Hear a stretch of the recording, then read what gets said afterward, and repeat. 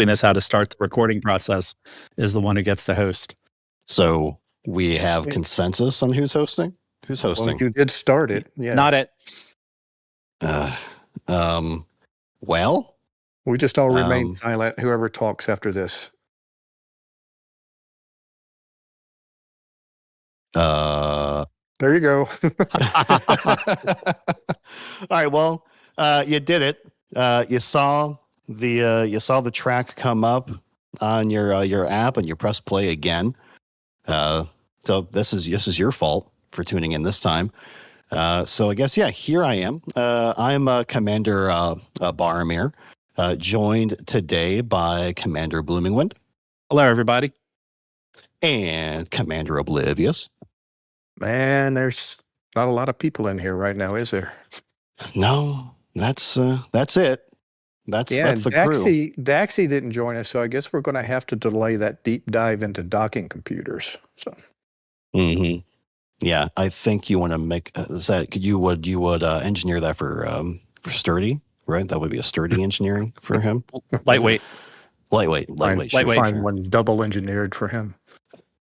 Well, folks, this is the 287th episode of the Loose Screws podcast for the 5th end of June 2025. 3311. That's good. That's good. It gets better every time. We're doing it. We're hosting. We're going to figure it out.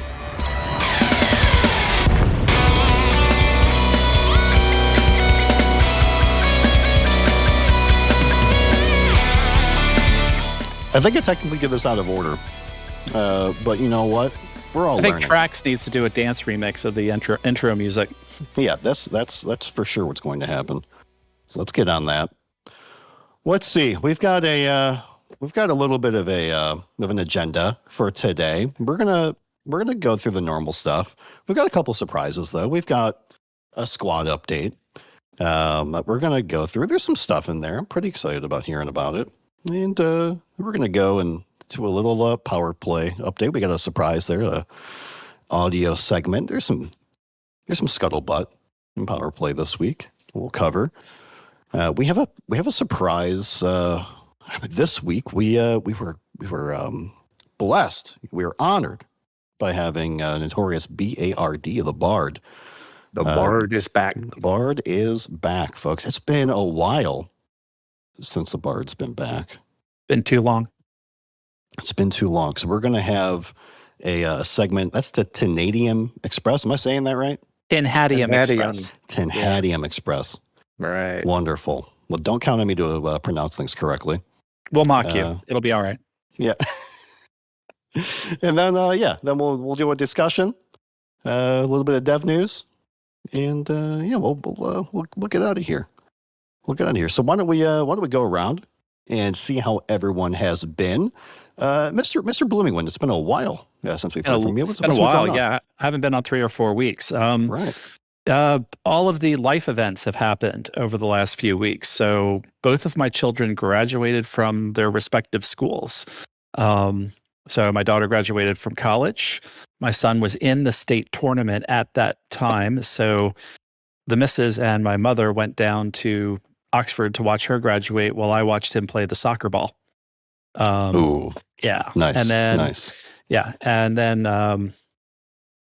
they advanced in the state tournament, got to the quarterfinals, and they were eliminated in the quarterfinals. So we drove all the way to Knoxville for a game after graduation, then drove all the way back to Memphis for the quarterfinal game. And we won the one in Knoxville. We lost the one in Memphis, but it was really fun. And then my son graduated the following weekend, and so we did the whole graduation thing, and then it was a Memorial Day weekend. And then on Sunday, my wife and I drove down to Oxford to move my daughter into her apartment because she was starting grad school on the day after Memorial Day. And then we had this very narrow window to move her in after all of my son's graduation festivities. And wow, like the Tuesday when I got back to work, someone was like, "How's your weekend?" And I told them all about all how exhausting moving my daughter into her apartment was. And they were like, didn't your son graduate this weekend too? And I was like, is that this weekend? Because it was just such a slog doing all that. I was like, I guess it was both in the same weekend. So yeah, so that's the kind of stuff I've been up to. But everyone's on summer vacation. Mama Blooming Wind has a move-in date for her apartment, so we're happy for her. That's and great. all is right with the world. And in game, I've been trying to do mining in for PowerPlay. And weirdly, I died twice mining. You fell asleep, didn't you? Yeah. Well, one. No, I didn't fall asleep. I thought I logged off and didn't, and some pirate came and got me. And then the other time, I just pissed off the wrong anaconda, and my mining ship just for some reason couldn't do enough DPS to him to kill him, and he had a couple wingmates, and it was just like I was just too stubborn. I'm like, you know what? I'm fighting him. I'm just going to try to win this one, and I just was not doing damage. So, but anyway, one or two rebuilds in the grand scheme of things. Now, what's your mining ship of choice? Type 10. Oh, because I have 4 big guns on top. 3. You didn't need that 700 tons of platinum anyway. So it's only 272, and it was tritium and low temperature diamonds. So in one of our systems, there is a tritium low temperature diamond overlap. I mean, it's only major resources, but you can get about my cargo holds about 272 tons. So you can get about 30 tons of low temperature diamonds, and then basically the rest is tritium and bromolite, mostly tritium, but does generate a lot of merits, if you're trying to acquisition somewhere. Awesome. Yeah. Very cool. Is that an LTT 2969? That is an LTT 2969. That's a good spot to be. Yeah, it's the 5th planet, and it's the icy ring. Nice. Very nice. Mr. Oblivious, how about in your world? How's it going? Yeah. Hey, hi. Well, let's see. My real life do-it-yourself project, plumbing. I've finished the plumbing, the backer board, the waterproofing, all that's done. So ready to start tiling. That'll start next week. What else was exciting? Oh, yeah. Xfinity sent me an unannounced price increase where my internet connection went up 63%. Oh, Lord. Over a month. Not cool. So I gave him a call. I didn't want to do that over text. I wanted to be able to talk to somebody because I'm always used to run call centers. And I know if you're nice, you can get things done. And about 20 minutes of back and forth, and by the time I was done, I had the same speed at $8 less per month than I was paying before the price increase. So I was happy with that. That's a good deal. Yeah. Always make those calls, folks. Lessons are still to be learned. That's awesome. Make the call. Yeah. So that's what's happening with me. And there's something to be said for being nice. Yes, until it's time not to be nice. You just try to remember it's not their fault. They're just doing what the script says, and you just a couple of keywords. Hey, man, can you help me out? I know this isn't you, and whenever you want to complain about something, you use the company name, not you guys. Xfinity did this, and try not to make it personal, and it goes such a long way. Yeah. No. Amen to that. Personal stuff for thanking them for helping you. Yeah. So thanks, Paramount. How's it going with you? Let's see. Pretty low key week, all things considered. Which is all right with me. It's been a busy couple of weeks, a lot of changes, and really enjoyed it. I watched this weekend I watched Mickey 17. Oh, that's great! I love that. It was a fantastic. I'm going to call it a film. Fantastic film. Robert Pattinson starring. It's if you're a fan of sci-fi, which I certainly call myself a fan of sci-fi. It didn't have the spaceships and the lasers and that type of sci-fi. It was more so like I don't know. Let's call it. I don't want to call it post-apocalyptic, but it's almost we make it to the stars, and we need people to do some really specific tasks, and one of those tasks is being an expendable. So hopefully I'm not giving too much away, but just really weird, really cool movie, very cool vibes. It's been a while since I saw something that was just kind of like a little off kilter, but fun. Other than that, just the normal stuff. In game, we had a couple of Thargoid hunting nights to various degrees of success. I think we had 2 nights, and this is Mr. Oblivious calling these nights out. We ran a couple of ferries, which I don't think anybody really took me up on, riding the fleet carrier over to the California Nebula. But we had 2 nights, and my God, was I rusty. That first night, I went in preparation. I wanted to build a new AX ship, so I built an AX Chieftain, because that's what the kids do, get their AX Chieftain out. Got that rolling, and I went and up. So I've never unlocked any of the the proper hard points. The good hard points to fight Thargoids. Guardians. So I'm stuck with. Yep. Mm-hmm. Still have to do Guardians, which reminds me we should plan a Guardians night. Maybe we'll do that. So That would I'm be an enhancement. What's that? that would be nights. You're not going to knock that off in a night, but That's all right. Be We multiple. got fleet carriers. Well, it just depends on how many blueprints he wants to get. Yeah. True. So I'm an enhanced multi-cannon kind of guy. And to make life easier, I tend to like to have a Xeno scanner on me to make life a little bit easier, to provide a little bit of like constant DPS, especially when that heart's exposed, right? Let everybody else do the big damage. I'll just kind of keep on keeping on with that. I forgot that there was an enhanced Xeno scanner. Mm-hmm. And so I had just brought a regular Xeno scanner. And folks, if you don't know, the range on an enhanced Xeno scanner is 2,000 meters, 2 kilometers. And on the regular Xeno scanner, it is 500 meters. Yeah. And that 2K is area enough, but you got to get it at 500 meters. Oh my goodness. There are times I was scanning somebody, and I don't know how much hull damage I would take just scanning people sometimes.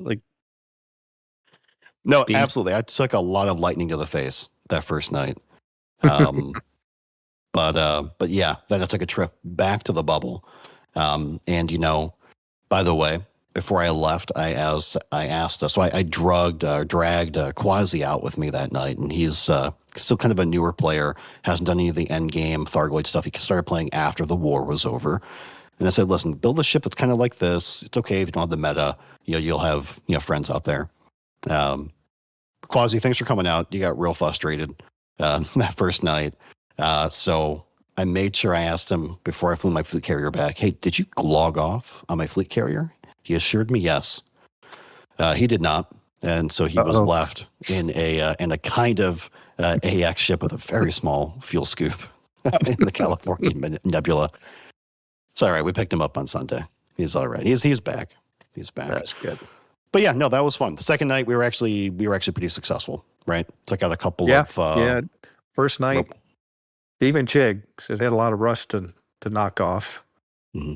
But yeah, the second night, things got a little smoother. I agree. Yeah, we were on it. I think we need to do that more often. And what kind of zone were you guys in that you were fighting in? Was it like a CZ or a? Yeah, it was an AX CZ. I found a medium and a high. The medium wasn't that great because it was in the within the orbital zone of the planet, so you're constantly looking at all of your orbital flight indicators, being kind of distracted. The high was better. It was outside of that orbital plane. So yeah, and the high was also night 2, and I feel like we were all a little less rusty on night 2.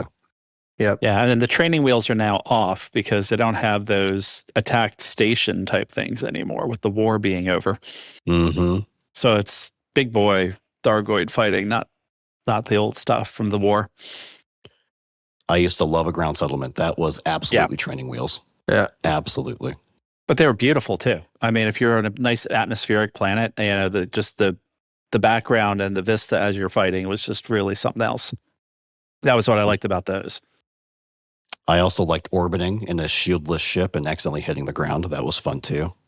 Yeah. All right. Well, that's good. Let's jump into it. Let's see. I've got a button. I've got a button here. We'll jump into the squadron update.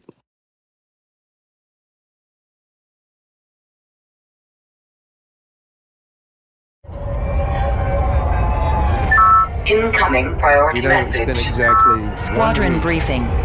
since anyone said on this podcast that BGS is broken. Well, funny Who? you should bring that up. BGS is still broken. As a consequence of BGS being broken, is very low energy at the moment. We've stopped reporting overheating in our systems because there's really nothing we can do about it at the present time. And orders have been coming in every other day for you guys to actually look at the orders because life's been busy for old Blooming Wind at work. But there are some conflicts going on. We don't mind winning them. Of note, someone pushed our friends Utlagarnir, also known as the Exiles, into us in BD plus 493937. That's a conflict we would actually like to win. All the other ones, I'm not losing sleep over right at the moment. But what we're seeing are conflicts in colonization systems mostly, and those seem to be not broken. So I guess being as far away from power play as possible kind of lets the BGS work less badly. And that's the update. If you got further questions, visit us in the Discord. Just glossed right over that Icelandic pronunciation. Say it again. Utlagarnir. That's great. And that's good. I love that. Well, thank you. Aren't Yep. foreign languages There's fun? just we'll put this out there. We are now in 239 systems. We're like a bad rash. It just keeps spreading and spreading and spreading. And we've even made that itch go all the way to the coal sack. Mm-hmm. Mm-hmm. That seems like a double entendre. Yeah. Seems like it, doesn't coal it? sack, that's not a good thing. Yeah. Yeah. All right, well, let's keep it moving. This is good. This is going to be tight. Yeah. This is good. All right, so we'll go into the special short PP report this week.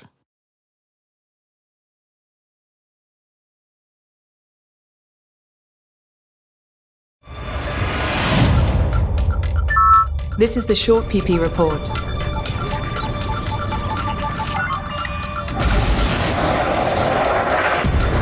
Target shields offline. Target destroyed. All right, It's so average, Get your there's been facts some straight. scuttlebutt around the PowerPlay community this week due to some really odd undermining, we're going to call it offensives, across the galaxy, but specifically seemingly to affect Grom and Archer. There are some other powers affected, and I don't mean to gloss over any of those other powers, but these seem to be the two powers that are really getting hit hard. So I've decided this week to kind of put it all together in a bit of an audio segment. Now, it's my first time doing this, so keep your critiques to yourself, YouTubers. But yeah, let's give this a go.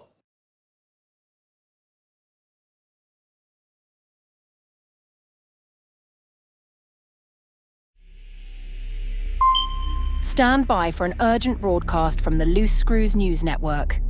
Incoming transmission from Baromir.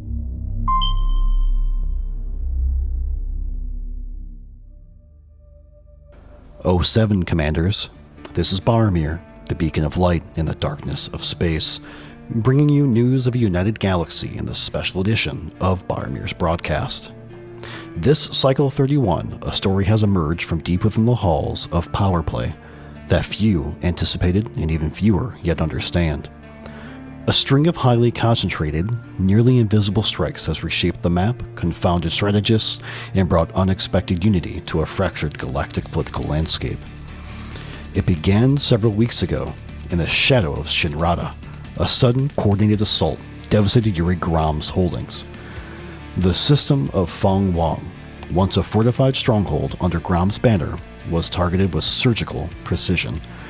Over 2.5 million control points in undermining were logged across Fong Wong and its neighboring systems in just one cycle. Over 1 million in Fong Wong alone. Last week, Grom was forced to retreat from the system.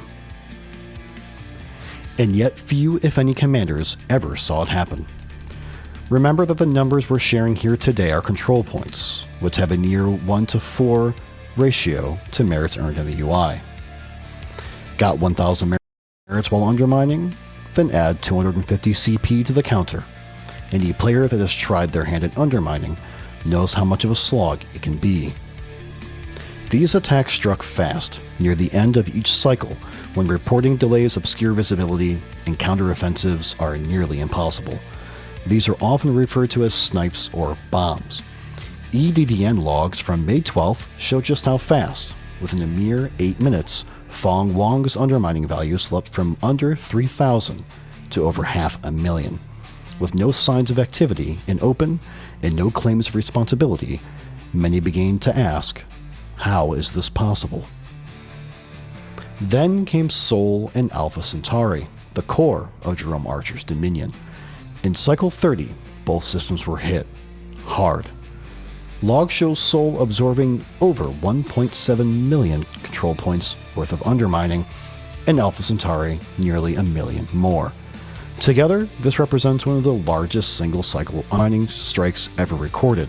And to be clear, Commanders, there are more that aren't accounted for in this report. But again, no one saw it happen.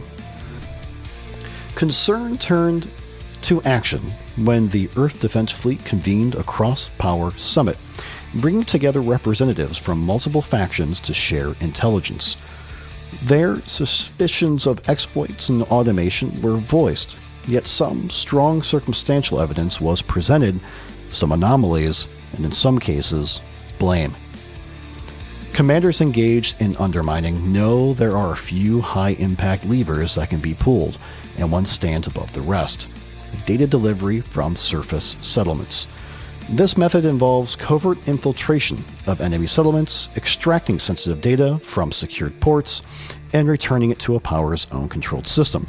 A single commander can carry up to 1,000 data pads at once, making it the most potent and time-efficient tool for inflicting political damage.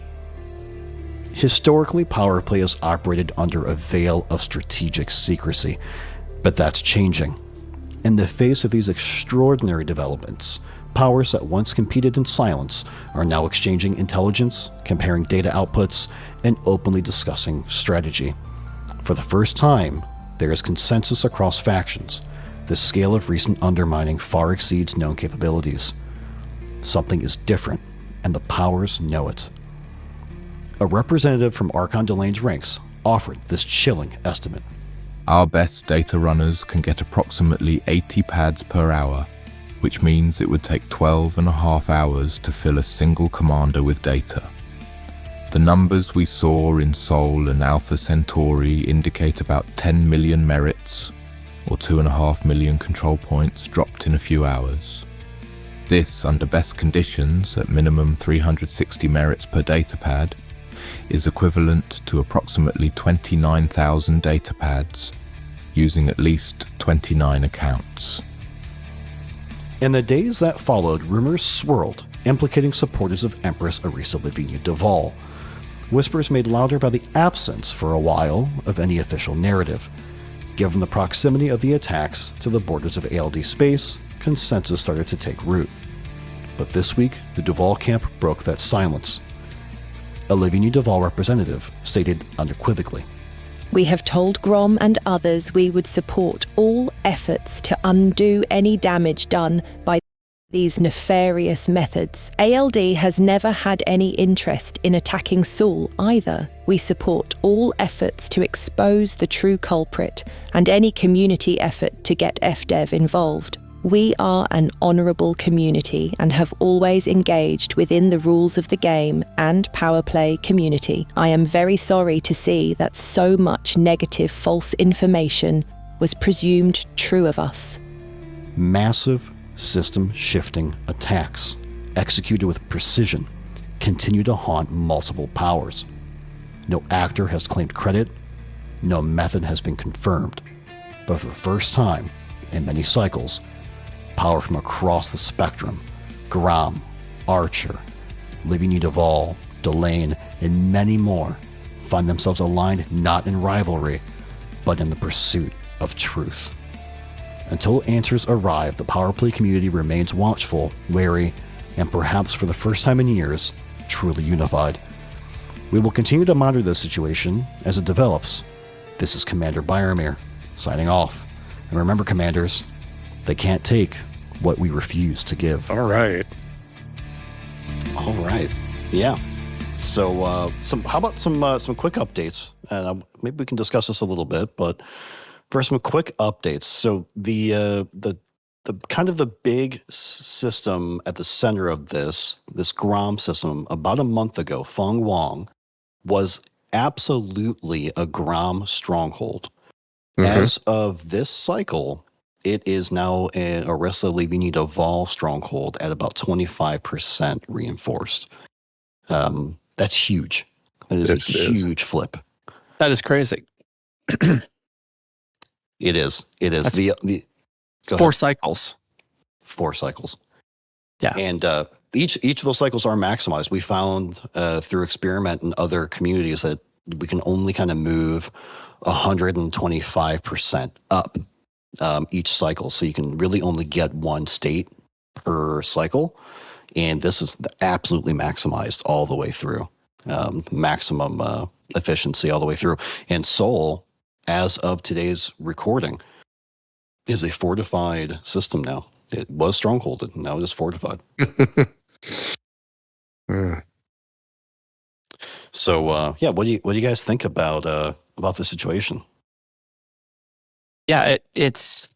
I mean, I just can't get over the movement. I mean, I'm more of a power play dilettante than a power play genius, but or very active power play person. But I mean, I'm moving like a game of inches. I've been working on the acquisition of FC Andromeda, and it's like, every time I drop some mining stuff, I'm like, I move it like 2 or 3% at the most. Yeah. So it's like I'm just single-handedly moving things 2 or 3% a week by myself. I know there's more efficient ways to do it, but to see these massive numbers in these systems, I can't get over it. I was like, there is something rotten in the state of Denmark if you don't have, if you're seeing that kind of numbers with not sufficient numbers of commanders. I mean, if every member of a power play faction all worked on one system, I could see that happening for a week dedicated to move those kind of numbers. But I can't imagine, how this is being done with so few people based on, Inara, based on the Inara number of people in a system. Yeah, absolutely. Yeah, it certainly does feel like a hack, but I really question, what's the motivation? What's the end game of said hacker? This individuals are smart enough to figure out an exploit to make this happen, but not smart enough to make movement that doesn't stand out so blatant like this. So that kind of gives me a little bit of a pause. Is it a hacker that just wants hacking recognition? Hey, look at me, look at what I can do, versus wanting a level of control or a step up over somebody else, or I don't know. Maybe it isn't a hack. Maybe there's something going on with the game itself in preparation for something that could be coming down the road. I just keep getting tripped up on how blatant the action is. If it's a hack, begging for someone to come out and catch them and kick them out of the game. So that gives me pause to think, well, what else could it be? Yeah. Now, I mean, I do have some PTSD from when BGS was working, when we had our wars, which we'll talk about later.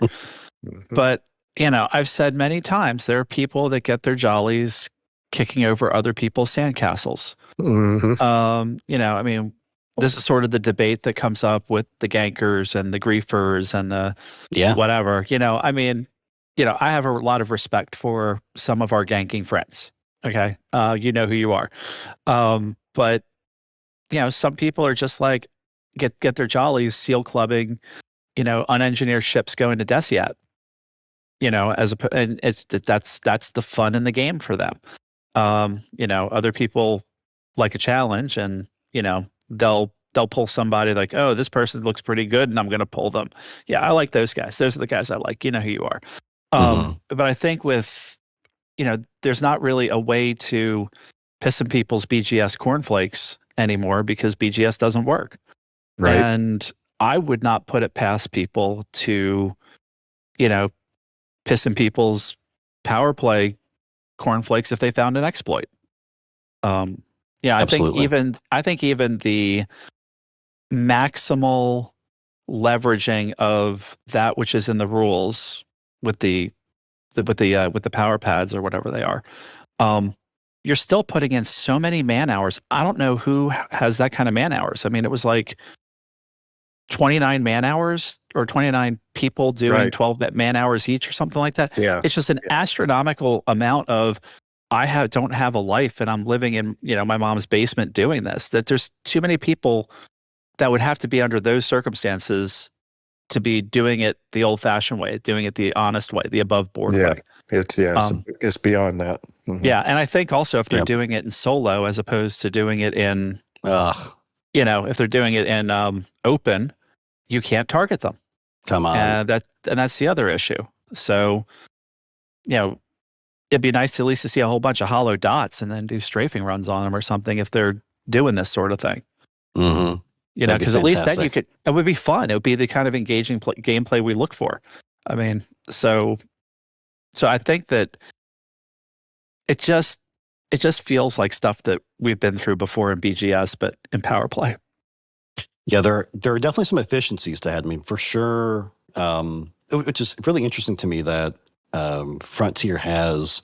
I mean, this is a wonderful flight game, right? Where we're flying spaceships and they're great, and somehow they incentivized ground like missions or settlement activities to be so powerful when it comes to acquisition or undermining. Where if you're in a Oblivious, we did a an on ground activity a month and a half, 2 months ago, something like that, and it was 4 of us in a wing and 3 of us on the ground, and all 3 of us are allowed to take data from each pad.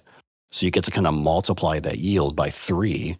Each commander can hold up to, I want to say 1,000 data pads per type of data, because there's like 5, 4, something like that. I hate on-ground stuff, guys. I'm really trying to like it, but I'm not good at it, so I don't do it. But you can stack. But just like you said earlier, Bloom, it takes time to download that data, and then to download that data, and then we know who we are, right? We leave the instance and jump back into the instance, jump to Super Cruise, jump back, we do it over again. We know how those players are. That takes a ton of time.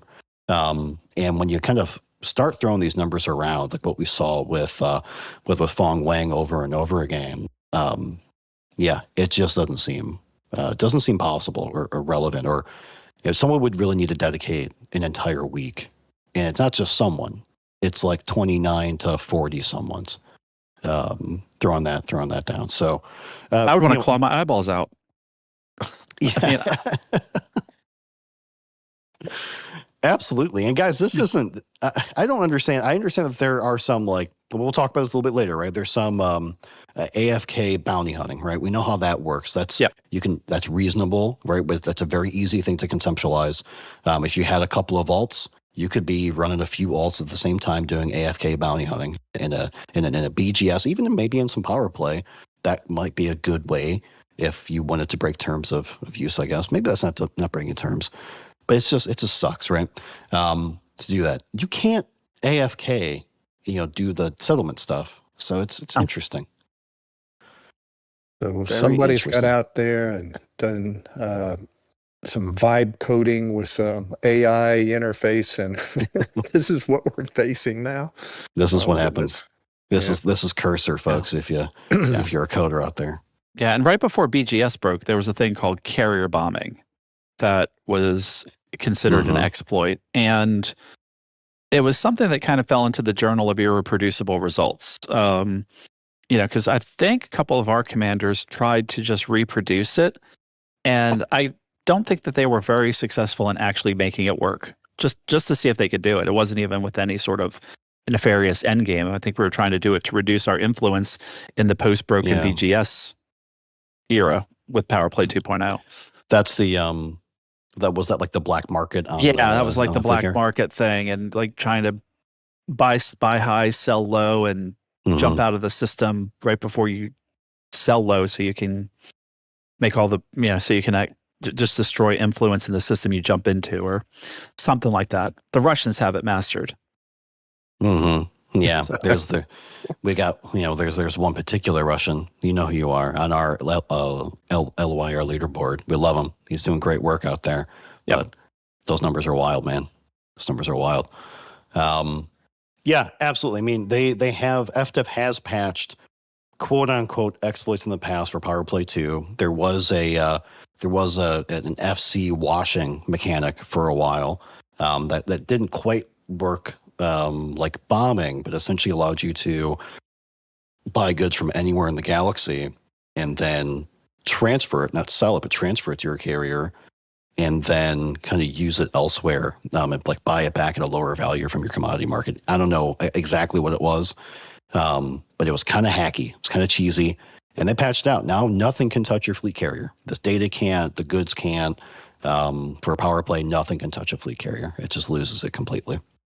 So it is very interesting. When we talk about PowerPlay, we talk about the groups, we talk about the community. We know that there's a lot more players that are independent, that aren't a part of Discord communities, that are out there playing their own game.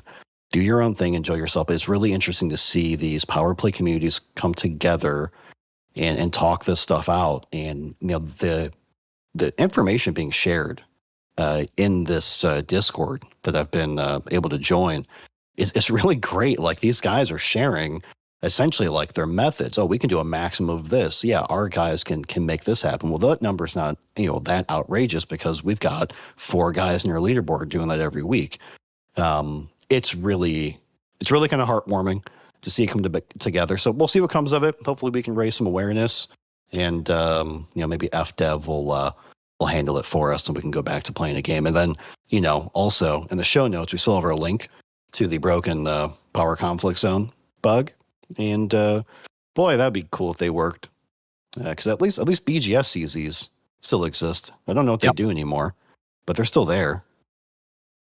Yep. I just an hour ago experienced the North America bug again. Yeah, just a total toss-up. For those who don't know what that is, it's if you live in North America, you drop into a power CZ in open, and it does not spawn NPCs. You drop in solo, and it will spawn the NPCs. So it's still there. All right, to round off this PowerPlay report, that's not so short this week. Yong-Rui had the biggest increase in points this week, so good job to the fraternity. You guys are doing it. Proud of you. Big party and the others are distracted. Big party, absolutely. And then this week we got a special request out from our friends in SiriusGov, affiliated with Yong-Rui. They would like some help undermining Glees. I'm going to call it Glees 9029. Grandma Torval, the Spider Queen, went ahead and took that from us a couple weeks ago, and we just remembered it existed, and it's pretty close. to the edge there, back to unoccupied. So if we can lend a hand to get that back, maybe we'll acquire it next week with the boys. So Remind everybody what they need to do to undermine. Yeah. Well, there's quite a few options to undermine, except in this system. It's a little dry in this system. So your choices are. Is that a Torvald joke? Oof. Sorry. Oof. Another double entendre. That's 2. Someone count. Yeah.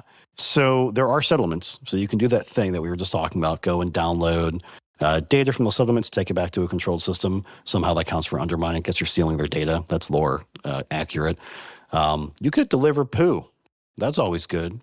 It's not the best, but deliver poo. There's a 5% increase in merits now, so maybe it's better. It's been a while since I did it. Lots of poo though. The more poo, the better. So not a type 8, more like a cutter or a type 9. They're full of poo. Yeah, the more the merrier. You can deliver PowerPlay commodities specifically. Those are always a good choice, especially if you're at a higher level, higher rank. You get more to pick up at a time. You can hold more. And last but not least, there's always crime, baby. There's always murders, and there's always power kills. Yep. Absolutely. There's just not a whole lot of great places to do it in that system, but I'm sure you guys will get creative. And that will do it for this week's PowerPlay report. So if you would like to join us, go onto the server and go into the LSM PowerPlay Hub to learn more. Orders will be posted, I'm sure, by the time this comes out, if I remember to do it before I fall asleep after this. And there's that. Oh, and don't forget, guys, check out Nicey's website, PowerPoints. I'm not going to go over the leaderboards. They haven't changed, so maybe we'll cover them when they change. But yeah, pretty impressive week, again, from Mikado Kane. Other than that, check out those pages. They're really great. And find some tools. Shout out to Nicey. All right, how about we cover some Galnet before we get too deep into the show? We had a couple of articles out. Let's see. Mahone won that last CG. Is there a new CG? Not yet. No, not yet. I did Mahone check. won, but we all lost. I did check, and I received several distributors, of which I have maybe one use case for to try out on, and the rest of them I have no idea what I'm going to. Well, I'll probably sell them. But yeah, the power distributors have already. If you did the CG, check your inventory, you will see they're out there, ready to be pulled at a storage location near you. Do we know what your one use case is going to be for that? It's going to be a missile boat for ship launch fighters around strongholds. So I'm gonna, since there's no power draw for the on weapons for that, I'm gonna throw it in there and see if it makes a difference. I don't think it will, based on other engineering, but I'm going to put it in there anyway and just see what happens. So it would make the most amount of sense on a missile build. Yeah. Okay, so there's that, and let's see. Just a couple of days ago, Seojin A is taking a hiatus, going on a bit of a journey to rediscover herself or to rediscover salvation. Well, that's good. Yeah. Okay. Hunt. Yeah. So that's great. Listen, this article comes out, guys. I think this is that lore. So we're saying of recent times with Elite, we're getting a lot of these player-driven storylines, or these little tiny CG news stories. It's dumb, but this is lore. This is Elite dangerous lore right here. So they are continuing with the storyline. Seojin A is still in the conversation. Aegis is still in the conversation. I love hearing about Project Seraph because it's insane what Project Seraph was. What was it, like 197 people died for Seojin A to exist, to hear the Thargoids and I guess try and pilot. Did Seojin A actually pilot? No, that was Babylon 5. Yeah. where Oh no, yeah, that's happening again. yeah, no, it's but it was basically that they were trying to create Thargoid human hybrids, and she was basically kind of some variant on that. Does Babylon 5 get better after the Shadow War? Does it improve? Does anybody know? No, I mean Babylon 5 was the first season was a little bit rocky, some really great episodes, but a lot of monster of the week because you start slow with your arc, and then seasons 2, 3, and 4 were amazing, and then once the Shadow War was over, and then the Civil War was over, you get to season 5, which was kind of a denouement because what happened was he crammed 5 seasons into 4 because it wasn't going to get renewed for the 5th season. And then TNT bought the show, bought the rights to the show, and they decided to do a season 5. So he kind of had to let everything exhale. So I didn't really like the 5th season. Some people said if you watch it again, it gets better. I watched it a couple of times, but the first time I watched it was in real time. So it was like one episode this week, one episode next week. And then the second time watching it streaming and kind of binge watching it made the narrative feel better, but it was just not that exciting. It was just kind of getting everything to the handoff to the next generation of characters. So listen, I'm still watching it. I'm in season 4. I can't stop. I don't know what it is. No, it really pulls you in, and it's like this seasons 2, 3, and 4. It's like I can't wait till the next episode. Can't wait till the next episode. And then it's like you get to the end of the 4th season. The 5th season is kind of okay. Well, great. They gave us another season. What do we do now? Because it's so rushed in that 4th season. It's 2 seasons mashed into one. What an odd. I mean, listen, it's well, he great. wanted to tell a story from beginning to end. I mean, that's the thing about J.M. Straczynski is that J. Michael Straczynski is that he had this whole vision for wanting to tell this story from beginning to end. And because he's such a great writer, he did Murder, She Wrote and a bunch of other things. He built in trapdoors for all the characters. So if an actor had to leave, if something had to change, and what his original vision was, what the final result was somewhat different. And some of it was because the first commander had to leave because he had mental illness.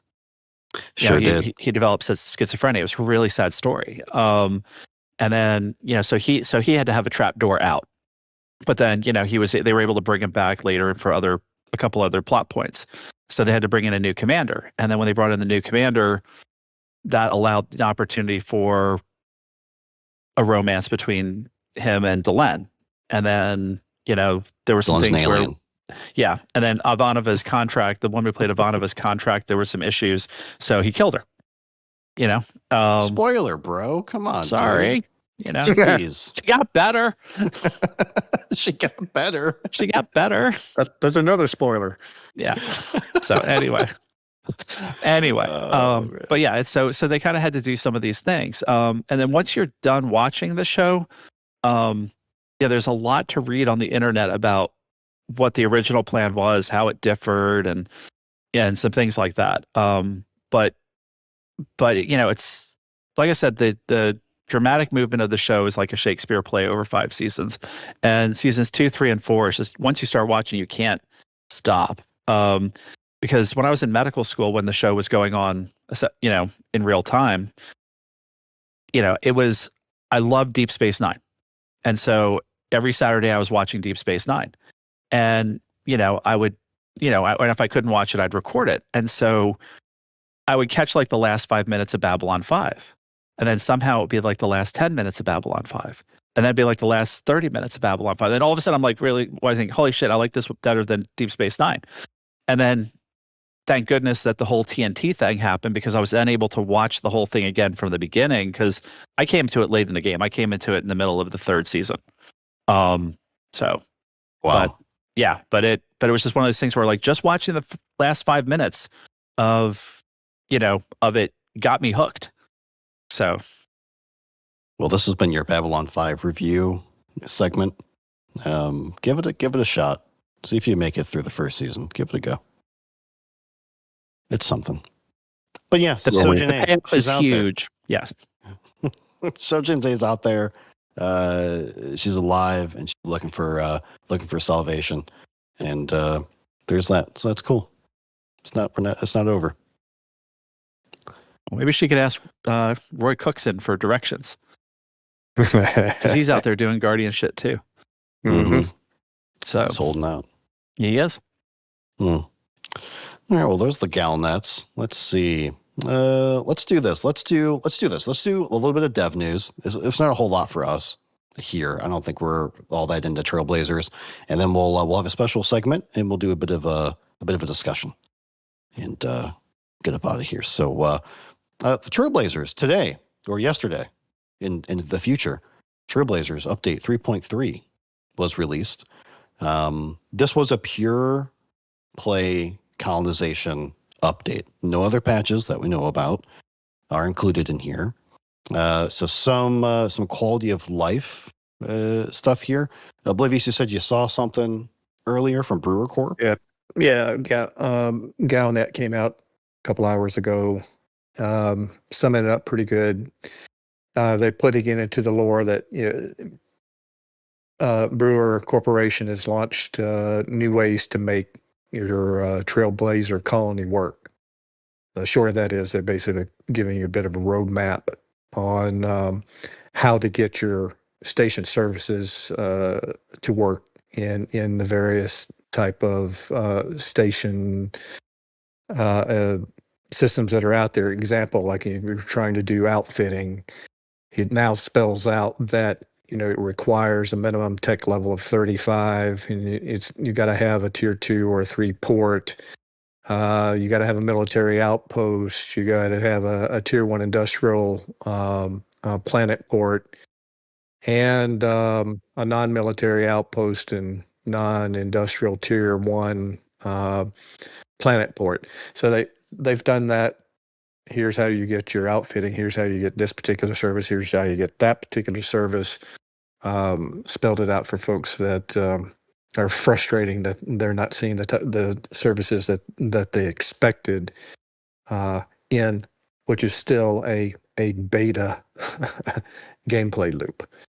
So yeah, I guess that would be a quality of life now that you know what to build with reasonable expectation of what you're going to get as a result of what you're building.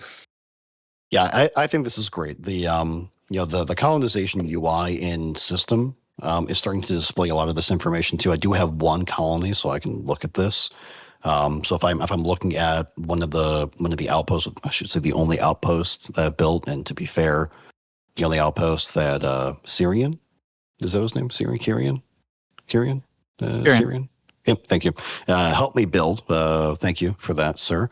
So I can see my market type is high tech. I can see that I have a weak link to an installation elsewhere in the system. And I can see kind of what the facility effects are having on my system as a whole. But it's really interesting. I've got one market link displayed there.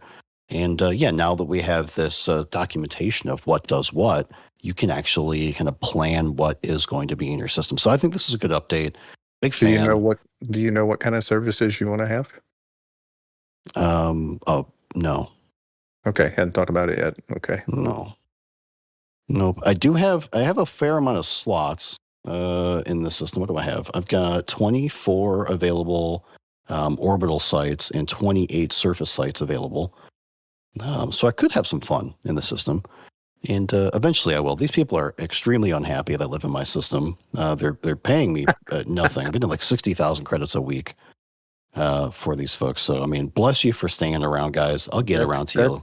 That's just the HOA fee. So yeah. I mean, you could blow up a ship from one of your people that live there and get more money. Yeah. It's very true. Very true. Well, actually, it's interesting. If you put a tourist station somewhere in your system, you'll start getting crime in the system. So it's really kind of interesting to see how like these different stations kind of affect the system. The cool thing now, though, is that now because of the market connections, the weak links and the strong links, you may have an orbital like a Coriolis that could have, we've seen this before, a couple of different market types. So now the predominant market type is going to dictate the design on the interior of the station. That's going to happen on the Thursday tick, where the system's going to, the game is going to read the predominant market, and it's going to update the system interior. A really quick renovation every Thursday. So it's going to go down. Well, that's fun. It's pretty cool. Yeah. And And it's this one I saw from the notes that was interesting. If you want a black market, you have to have a pirate outpost. And so any port plus strong link to a pirate installation. So that's cool. Yeah, that is cool. So you have to put some pirates in your system if you want a black market. Arr. Yeah, that's great. Crew lounge is interesting. You think they would just give you the crew lounge? Why would you even need a crew lounge? Is that just to get your guy onto the ship? Like, can you not do that without a crew lounge at the station? If you have a ship launch fighter? Yeah, that may take be that for granted. It's the only way to get a pilot. Yeah, well. Yeah, I'm not sure if it's one of those like it is with a fleet carrier where, I don't need outfitting and I don't need a shipyard on my fleet carrier for me, but I need it for other people. Maybe it's one of those things where, if I don't know, but someone will have to play test it and let us know. Yeah, maybe it's for like recruiting a new pilot, not for having an existing one. Fair enough. An additional, in the Frontier store, we talked about this last week. They did release some new paints for your stations out there. And I'm not going to lie, the silver blue outpost is super cool looking. They also know that. And of all the outpost paint jobs, it is the most expensive at 13,000 arcs. Okay. Yeah. They know what they're doing. So they're out there. That's kind of cool. So if you guys are into that thing, they're there. I think those are a week or two old. And since we're on it, there is a sale in the Frontier store this week.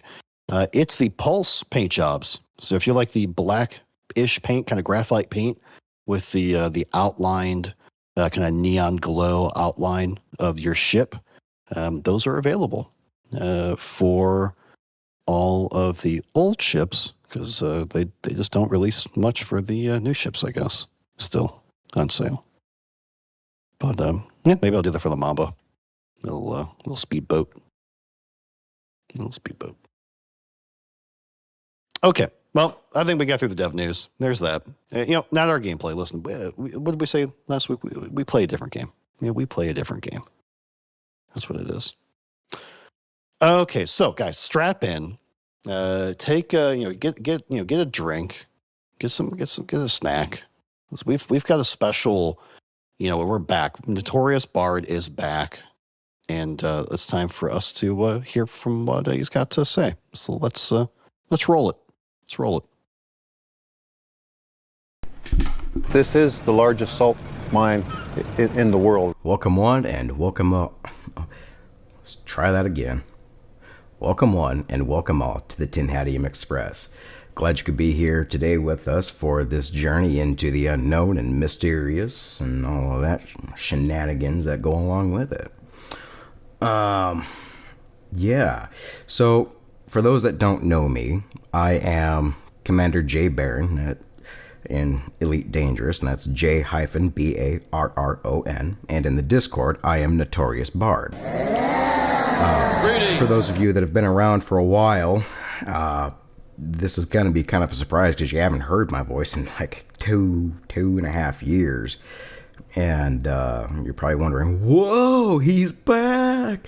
What happened? Why did he leave? Well, we'll start there. So I initially left because my copy of the game developed a bug where I could no longer land on planets. I would hit orbital cruise, and then I think it was the surface. That's where I got the error, the orange Sidewinder error, and the game would just crash. And it didn't matter if it was a planet with atmosphere, no atmosphere, didn't matter. I couldn't land on it. And that that really sucked. It killed my drive to play the game. Just completely. With the way that things were going, the direction, everything looked like it was going, planet side. The future of the game, the elite feat and all of that. And it really, really just sucked so hard to not be able to interact with the story, interact with the gameplay that I loved, and it just felt like I was being left behind by the game, not by the Loose Screws community. Those folks are fucking awesome. Fucking A right they are.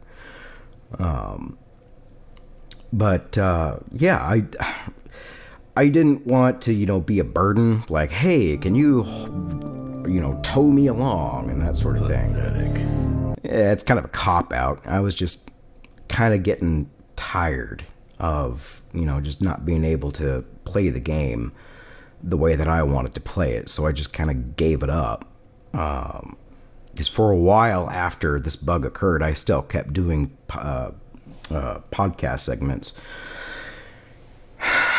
But, it was shortly after that where I just gave up because, I couldn't play the way that I wanted to play. I couldn't do what I wanted to do. I just couldn't. The game wouldn't allow it. And no matter what I tried to fix it, nothing worked. Be it a YouTube video with a half dozen views or, a tried and true technique to get the game working, nothing worked. I didn't get any new hardware because I didn't have the cash for it. But, that would have been the only thing I did not try was a new graphics card or a CPU or whatever. Not even downloading more RAM or changing the RBG to whatever specific color. Nothing worked. They ask you how you are, and you just have to say that you're fine when you're not really fine. But so you yeah, just that can't sucked, get into and I it because just they would never understand. Stopped playing. I mean, the community was willing to pull me along to keep me involved in the story as it was going, but my heart wasn't in it. Truth be told, while I'm very thankful for the community and especially for welcoming me back after so damn long, I couldn't keep up with it. Maybe I could have stopped in general chat to say, how do you do, fellow pilots, and all that. No shit, Sherlock! There's only so many times I could talk about the weather or my current job before I want to slam my head against my desk until I nosebleed. So, yeah, I mean, did I miss hanging out with you guys? Fuck yes, I did. But, it's so much more different when I can fly side by side with you guys. And then go land on a planet, absolutely destroy any semblance of civilization on the surface, and then retreat with the power core, and, we all get to have our, shits and giggles and laughs later about it. And reminisce and all that good stuff. Now, could I still fly around? Sure. But at the time, the game direction looked like it was going full bore into, the surface developments. And I figured I was just getting left behind. And that sucked so hard. And not the good kind, I tell you. So that's why I just kind of abandoned Elite Dangerous altogether. And why I'm back is, I got a hankering for it, and I just wanted to see if it worked, and lo and behold, it does now. I don't know how, but I don't know why. And the crowd goes wild. And my suspicions are not from Frontier side, because I distinctly remember logging in after Update 17 to see if it would work, and it didn't. What I think happened was the fact that Windows bricked my computer. And this happened a few months ago. Now, I don't know how many other people experienced this update that I experienced, but you know how Windows gets the little update icon with a little orange circle in the top right corner of it? Click it, update. You want to restart and update, or you want to shut down and update? Fuck you, just shut down my goddamn computer. Well, anyways, I digress. There was one day when the little update icon had a blue circle. instead of its normal orange one. And I thought, oh shit, this is different. I click on it, and sure enough, it even, instead of it saying, would you like to update and restart or shut down, it came up with a pop-up that said, hey, we're changing some fundamental shit about your system. Get ready to bend over and take it. Because, it even said in the little window there that this update is mandatory and you will have it regardless. It's just a matter of time. In fact, there was a little clock there saying deadline, something like that. So I was like, well, shit, I might as well do this now. So I click it. Seriously, auto-updating now? And it does its update. General, I won't be able to calculate the I turn my computer back on. 49 minutes. And I have absolutely no audio. 44 seconds. Fuck Microsoft! Okay. Fuck! None. I can't even make Discord calls, right? Like, there was no audio. I'm like, what the fuck is this shit? And about a day later, there was another hot patch, another little update icon. This time it was orange, and it was a quick fix. Well, that broke even more shit. And I was fucking pissed, as anybody would be. I couldn't even open some of my normal programs. I'm like, what the hell? So I had to do a restore point, and I think, I'm almost positive, it was the restore point that changed something, somewhere, somehow, and fixed the computer, but I didn't know that. Yes, science! It fixed Frontier's filing, or whatever, I don't know. Because whatever technique I tried before, I think I've already explained to it. I've been rambling for a little while, and I don't know. But, if there was a trick from like a YouTube video with a half dozen views, tried it, new hardware, I think it did go over this part of it. I'm kind of rambling. This isn't a normal segment for those of you who are new. I don't normally talk like this. This is part 1. Part 2, which is coming up as soon as I'm done babbling, will be more true to film and more of what you can expect from a regular I'm enjoying this scene. Get on with it! Which does segue nicely into updates for the Tinhadium Express moving forward. Before I even experienced the bug that I could not play the game anymore, I was doing weekly episodes, and that meant writing a script, getting the sound bites, mixing it all together, rehearsing, re-rehearsing, all that shit. Mixing, whatever I had to do it and get done. So every minute of a segment took an hour behind the scenes. So yes, a 5-minute segment was 5 hours. And that was taking away from sweet, precious, elite, dangerous time and other shit I have to do. Especially now being a homeowner when I have yard work to do.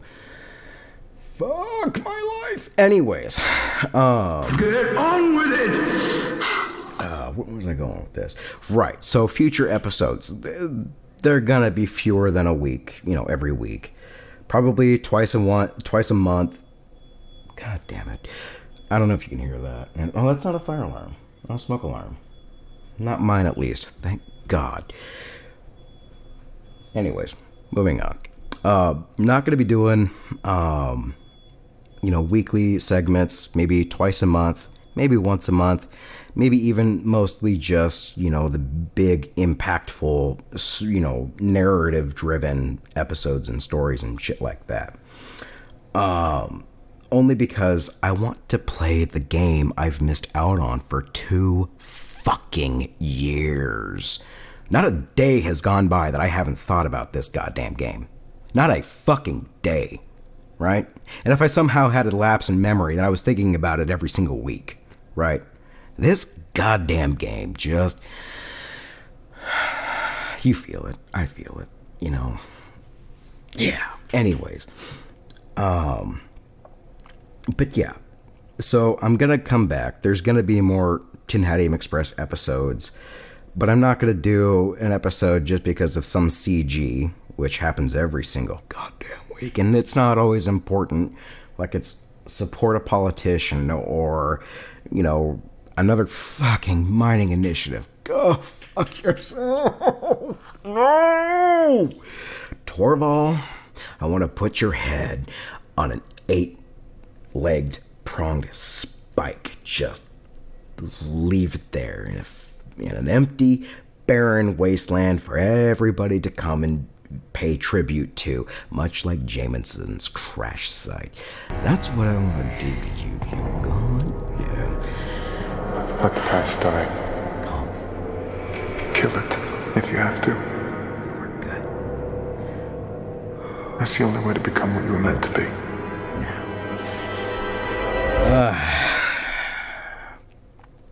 Yeah. Anyways, for those of you that have been around, feel free to say hey and how you been and get the fuck back here, you little shit. To those of you that are newer, you know, and maybe you're afraid to join the Discord for whatever nefarious reason, I don't know, but if you want to join, do so. If you're hesitant about it, just do it.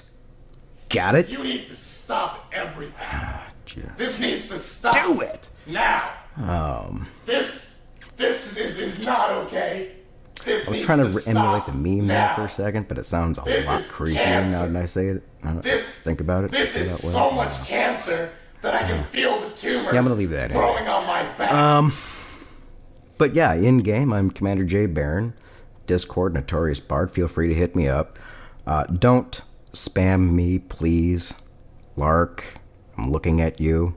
Like, I'm looking at you right now. Please put some pants on. Please. I mean, it's a nursing home, for fuck's sakes. It's Nurgle's third nursing home after he aged out of the other two, and this is his third try. The least you could do is put some pants on while you're reading him a story. For fuck's sake. Please. For everybody. Okay? Okay.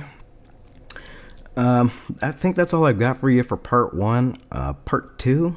Well, let's get on with it. And here we go. The next day.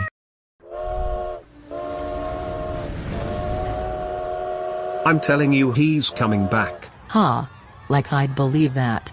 It's been 2 years. He's abandoned you. He's abandoned his carrier. He's abandoned everyone and everything. You don't know that. You're so certain with yourself, you forgot your place. My place? My place? You're nothing but a glorified tin can. Pot meat kettle, fuck face. You can stuff it, Brian. I'm taking over. It's about time we've had our day in the light, our time to shine, for a more efficient future. You think we're here to be efficient? You think we're here to boost some production numbers? You've lost your way. We're here to serve the Bard, and that's exactly what I intend to do. Oh? Really? Be my guest. Go ahead and serve your master. Get down on your knees and blow. Wog. My knees. Oh, my God, it's him. He's back. Bard, you're back. It hurts. Thank the stars you're back. Why?